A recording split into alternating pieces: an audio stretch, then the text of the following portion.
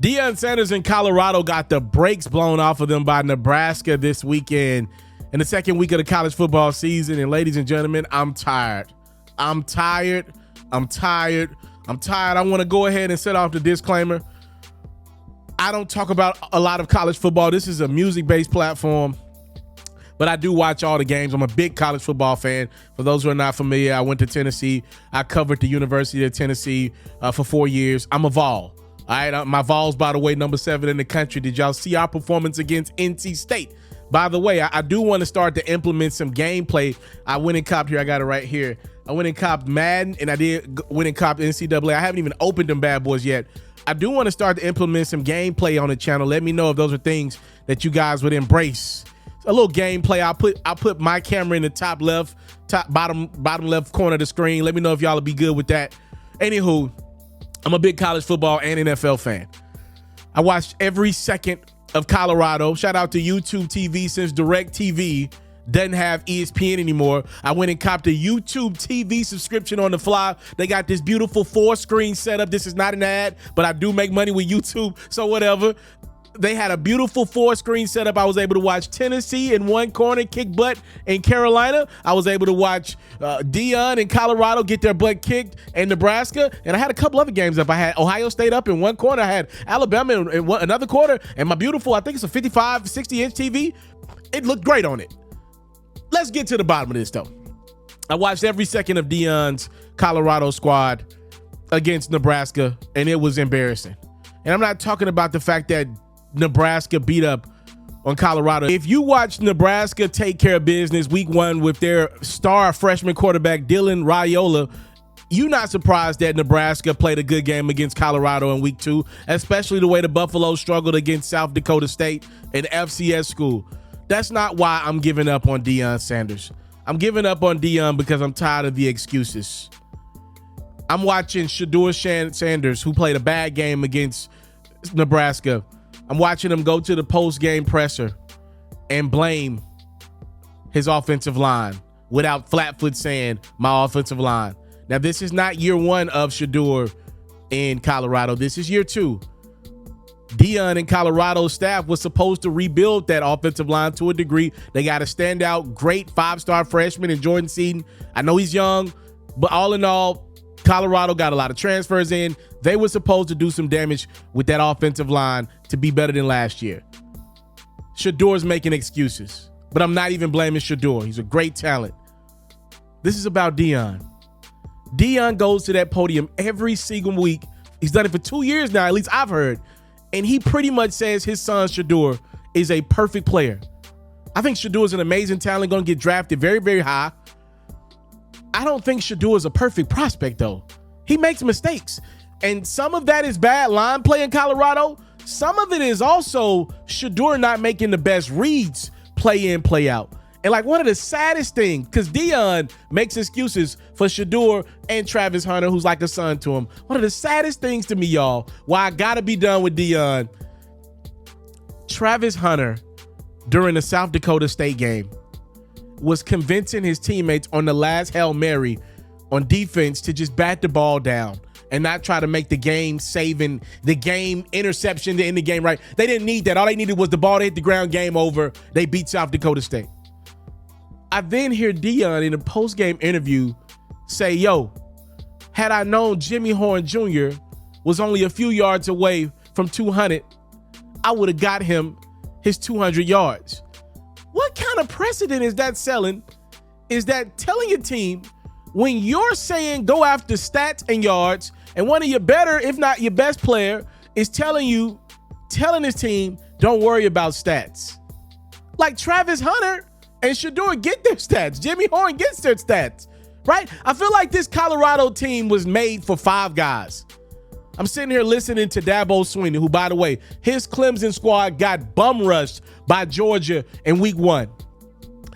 Clemson beat Appalachian State in week 2. You want to know what I heard from Dabo Swinney? Go watch his post-game interview after Appalachian State. I watched that man in a 15-minute interview name about 30 players up and down his roster. When I listen to Deion Sanders talk, I've heard him name about 6 guys. That team starts and ends with Shadeur, Travis, Jimmy, and his boy Shiloh. With Shiloh's nowhere near in the realm of those three prospects who are easily going to get drafted day 1, day 2 of the NFL draft. Hell, I've heard Deion bring up his son who does media more than I've heard him bring up most players on the team. I don't believe he knows half of that team. If I'm being completely honest with you, I don't. They asked Deion what's going on with the team on defense. He said, I don't know. That's not good enough. I was one of the people that bought into Deion Sanders, bro. A lot of people were mad at me after he left in HBCU. They were mad at me for still believing in Deion because they said he wronged HBCU culture and once again looked out for Deion. But it was people like me like, nah, Deion, do what's best for you and your people. You say your coaches are not making a lot of money. I'm one of them dudes that was rooting for Deion at Colorado. And still, by the way, when they're on and they're in the background of me watching some college football, I'm probably still going to root for Colorado. But to go out of my way and watch them dudes play and support them like that, those days are done. To go watch the YouTube videos from Bucky, most likely, he does a phenomenal job, by the way. Those days are done because I'm buying into BS. That you're selling BS to the program. Listen, I don't know where God or whatever higher power you believe in, I don't know what they believe in when it comes to sports or where's their moral compass when it comes to sports. I don't know, obviously. I don't like when people lose and automatically go to scripture and religion in football.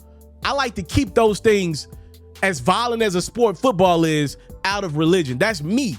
Right? Like, I don't like doing it. I don't like when people do that because I don't know where to go with this. If you lose by 25 points and the first thing you say is God was good, he was with us on the field, at least we didn't have no injuries. I don't know what to do with that because you're bringing religion into something where people are being violent to one another. That's kind of like a contradiction, right? In a way, right?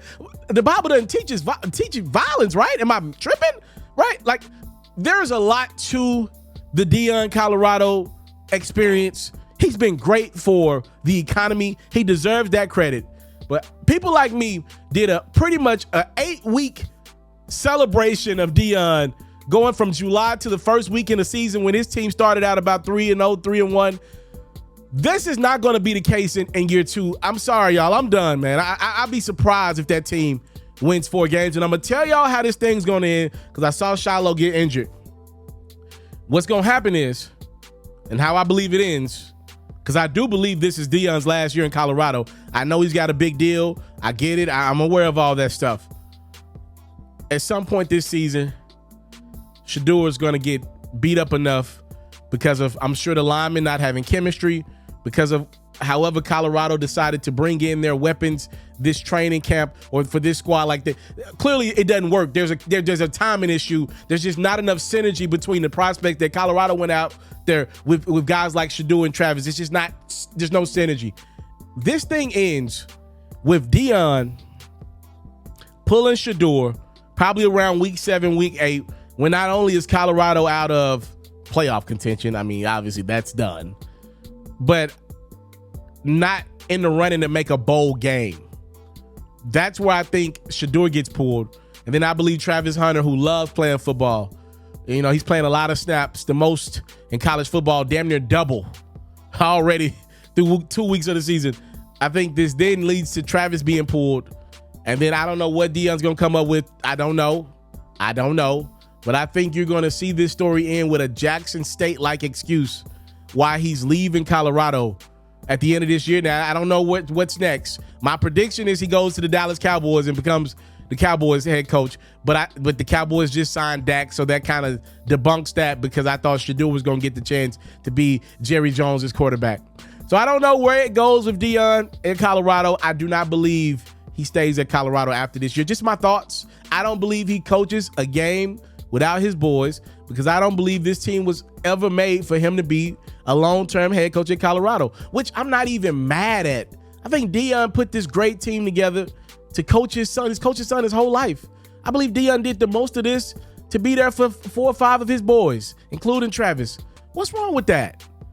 We see people do a lot worse. He's not going to make it through that Colorado contract, most likely. He put himself in position to give his sons the best. One of his sons got a phenomenal career going in media. Travis is for sure top 5 pick. Shadeur probably be first round. Jimmy Horn's dad is somebody Deion knows. His dad is incarcerated. Jimmy Horn's for sure going to get drafted. He looks like a playmaker. These are things that have happened for Deion while being the head coach at Colorado. And I think that's job well done from a personal level. As a head football coach, no bueno.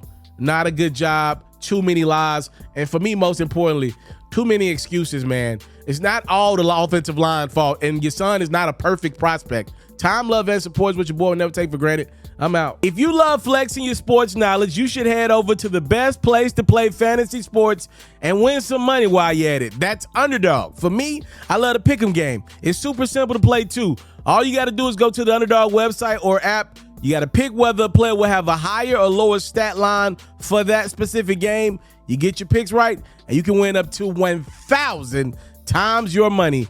And when you sign up, if you use your boy's promo code, which is FERRO, your deposit will get matched up to $1,000 is available to you in bonus cash. You can't beat that. Tap in with Underdog. My promo code is FERRO.